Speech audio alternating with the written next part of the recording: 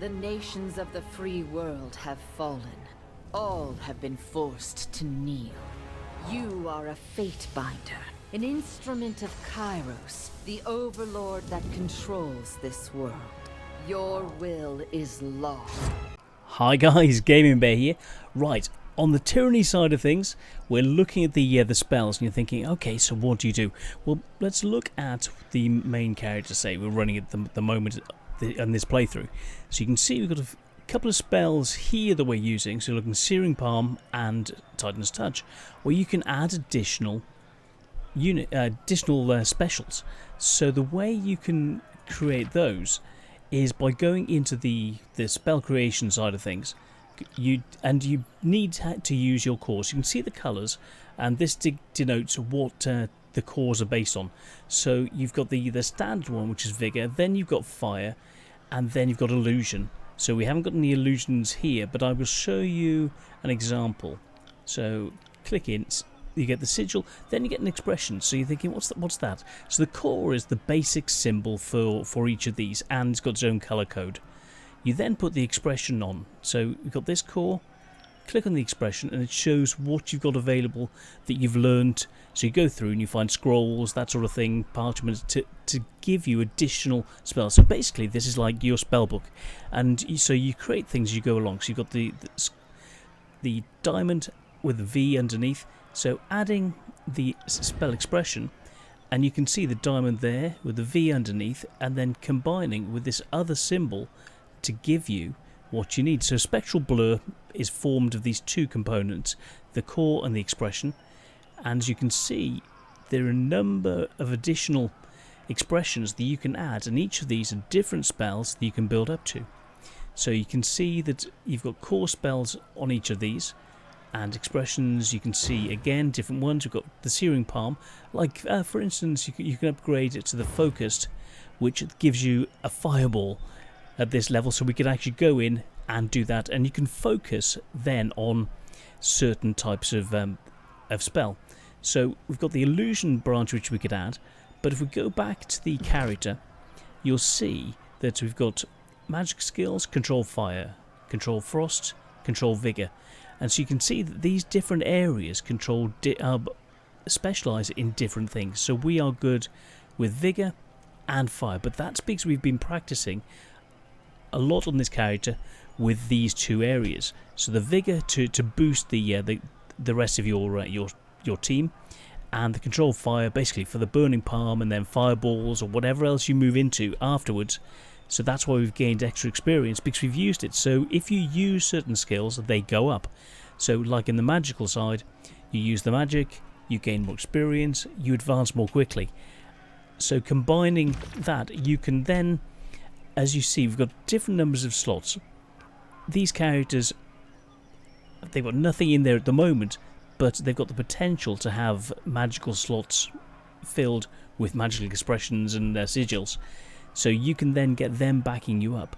But as they only have low skill levels, they can only put in two slots for magical sigils, whereas the main magical character's got 4.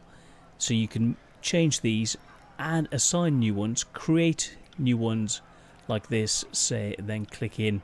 So this will be the Focused Spectral Blur, which will give you additional defensive capabilities to make it less likely that your opponents are going to shoot you or do damage to you, that their shots and their hits are going to miss you. So that's the sort of thing you can build in, or else you can go for a damaging one like this, which creates they believe there's a pit underneath them and they're freaking out, but it goes against their to get it to work. You need to go against their what skill is it? Bear with me. It's one of their mind control skills. So you can go in and versus their will, and so you can block it off, do damage to them just with an illusion, which you can then add up here. But if you're mixing different spells, you're gaining a little bit of experience in this, say the illusion, then the fire, and then depends what you're actually doing. So if you focus being a fire mage or being an illusion mage, or on the vitality. So if you focus in each of these areas, you quickly gain more points, and so you quickly become more powerful in one single type, which is why in the background, in all of the fantasy sides of things, you see mages who specialize getting more advanced, whereas if you because of practicing in one single type. So if you practice one single type of being a fire mage, you being a fire mage will vastly outstrip the other members of your team who may be just focusing on several different, so they're more broad based, but you being focused, there are certain things you can't do, but other things you can do really, really well.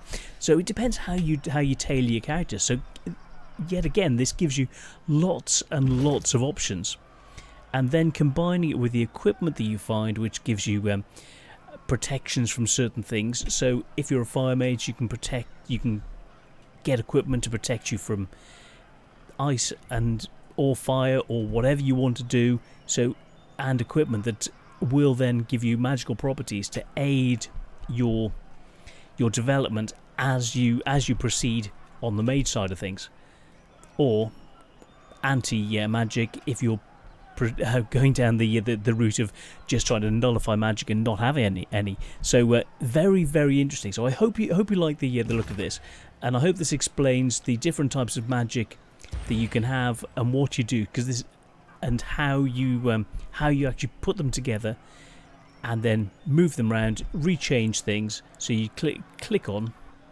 and then if this was a one I just created, you'd assign then click on one of the other slots, assign the new expression that you just created into the empty slot, and then a fourth one into this. So then when you come back to playing the main character, back on the front screen, you have those sigils here to be used, that you can just click on it and use it as you're going through.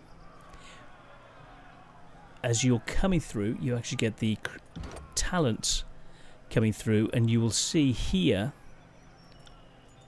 this one, expand mind, and the slots in magic, as you saw, there weren't a lot of slots there. By going to the expanded mind, this initial level here, you'll gain 2 more additional slots. Then coming down, expanded mind 2, you gain another 2 slots. So as you see, as you're working your way through, you can, as your spell book and your abilities come to their limit, you can then advance and gain more slots to then work with the different areas. So I hope this helps. If you've got any questions, put them in the comments, and I will try and bring you more information and more on how to play the game and little tips and tricks. So this is a bit about the mage. Hope you like it, and well, see you all soon, and have fun with the game. Thanks guys, see ya! What will you choose, Fatebinder? The fate of a people does not always rest with a hero.